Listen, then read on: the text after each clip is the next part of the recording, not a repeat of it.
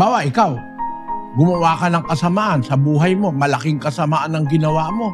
Biro mo sabihin mo wala kang panahon sa Diyos. Pero sa pera may panahon ka. 3 trabaho. Hinaharap mo ang Diyos, wala kang kapana-panahon. Lahat ng kailangan natin binigay sa atin. Wala tayong kahit anong oras na ibinibigay sa Kanya. Puro sa trabaho, puro sa asawa, puro sa anak, puro sa kayamanan.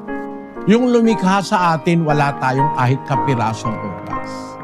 Bakit ang tao nakakaranas ng suffering at saka ng mga evil sa buhay? Kasi pinapayagan ng Diyos for the meantime, ang tao ay mabigyan ng pagkakataong magsisi.